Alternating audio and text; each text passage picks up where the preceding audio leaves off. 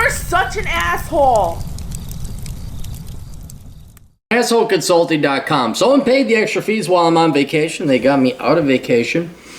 And so now I'm going to do the video. And yes, we're back to the low-res camera because it's just easier this way. Sir, just use my first name. Can you explain to your audience how this coronavirus shutdown is the ultimate screw job by the baby boomers? We've shut down this entire country to essentially protect the high-risk Woodstock druggies with weak lungs due to 10 years of smoking cigars and doobies. Now these baby boomer politicians and voters are forcing the rest of us to be on a nationwide lockdown at the same time, are flushing down the drain whatever wealth this country had left. Perfect example is one of these 40-year-old smokers that I work with that was all for the government doing whatever it takes last week because he was afraid the virus would be a death sentence for him. But now after his 401k has become a 201k, now he's worried that he may not be able to retire like he was hoping to do this summer.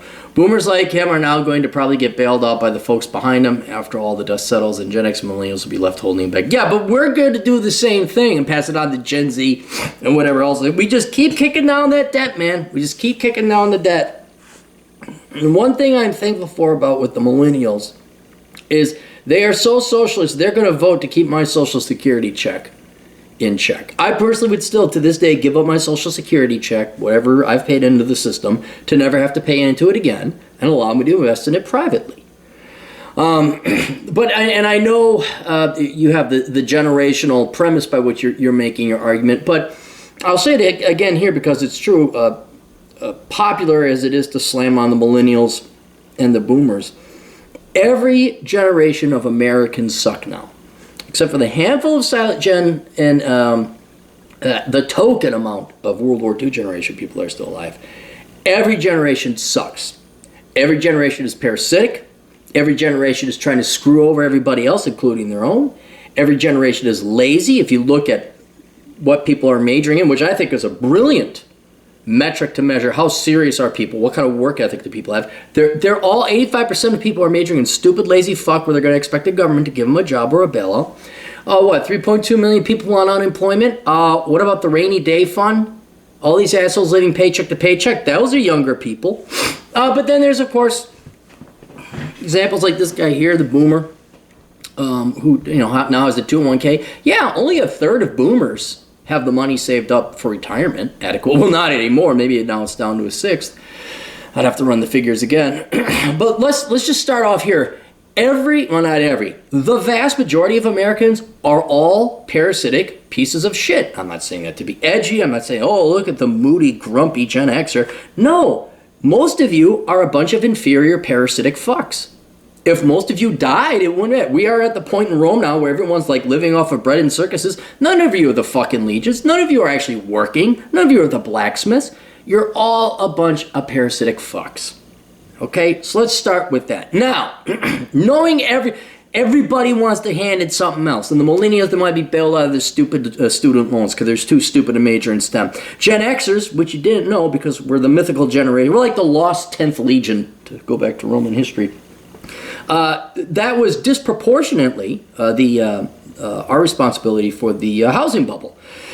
A lot of Gen Xers are first-time home buyers, and they want to buy it. That was predominantly Gen X, but we're such a small, inconsequential generation. We just aren't even existing anymore. And then the boomers, as you pointed out here, they just racked up debt, racked up the cost of tuition, racked up the cost. And now they have Social Security. They want to be bailed out of their retirement.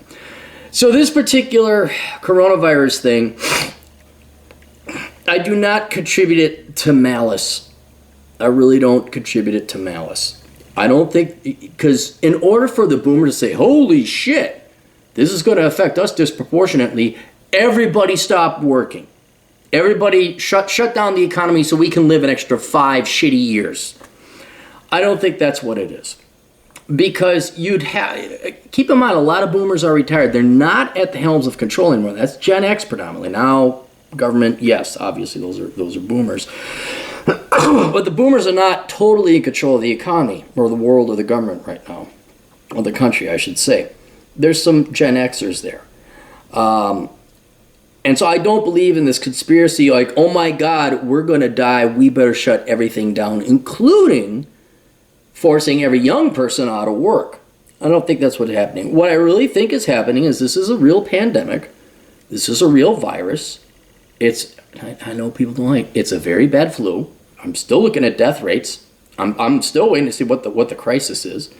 But if you look at it from a resource side of the numbers that are likely to get sick, what we're really doing is the word is called amortize. Some people call it flatten the curve.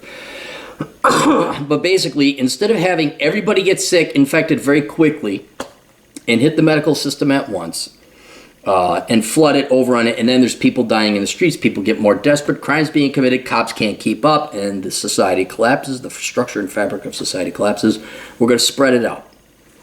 And this I happen to agree with. Now, like I said, I always have the caveat, well then there better be some fucking bodies.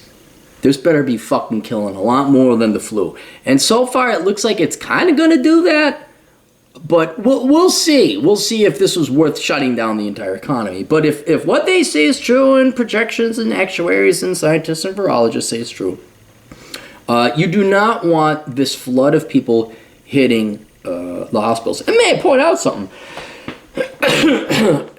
It's not the boomers that anytime precious little Jimmy gets the sniffles, soccer mom Karen, Gen X Karen, has to go rushing her precious little child to the emergency room.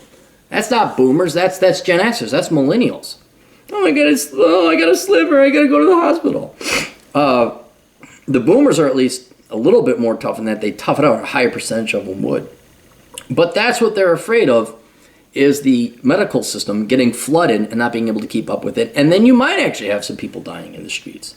Then you might have people getting desperate saying, like, I'll kill other people to keep my life alive, or whatever drastic reason or extents people will go to. So I think that's what they're doing. I think it is excessive. I think if you wanted to do it, you would quarantine the high-risk people. Okay, you're in assisted living or you're in a senior living, you go over there. You're a smoker, you stay home. But yeah, you are right in that one regard. I don't know why the low-risk people, where if you're under 60, what is it, a less than 1% chance? I know my group, based on the latest statistics I saw, 0.6 chance. 0.6, 0.6%. Oh, you guys put your life on hold.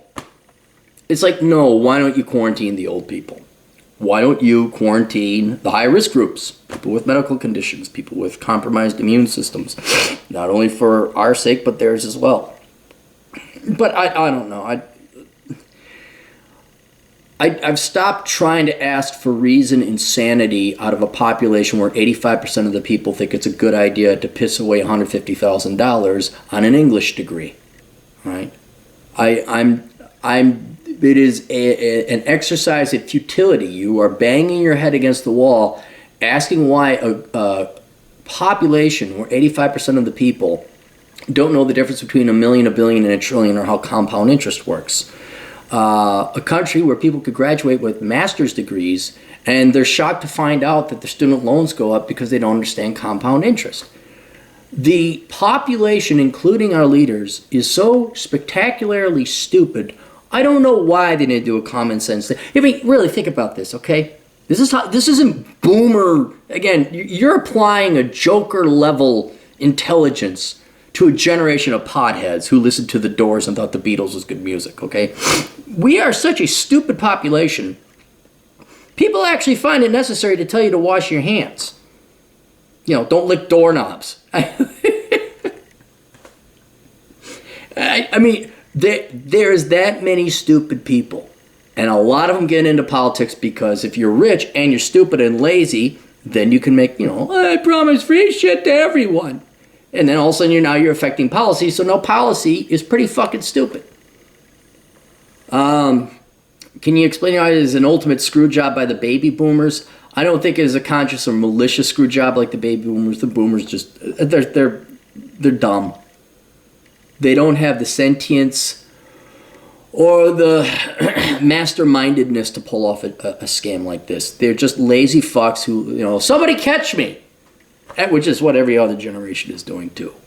We shut down the entire country to essentially protect the high-risk Woodstock druggies with weak lungs due to 10 years of smoking cigarettes and doobies, yeah. But now the boomer politicians and voters are forcing the rest of them. Well, we didn't have a vote. But I don't think boomer politician, let alone any politician, is responding, oh my God, somebody protect the boomers.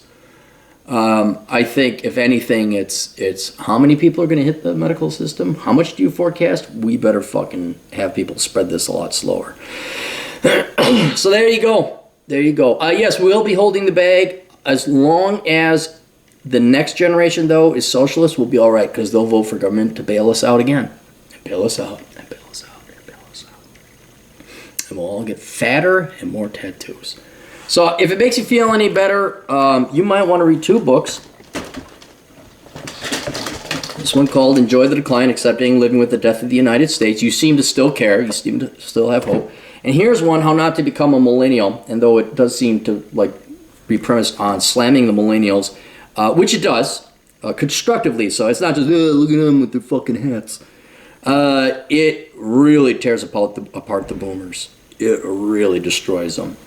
Gen X is merely a footnote here because the mythical generation doesn't exist. It's with the 10th Legion. Who knew what happened to them? They never existed in the first place. But this is something you might want to consider. So there you go. All right, links to everything that I do cool is down below. Don't let the bastards get you down. All right, we'll see you guys later. Toodles.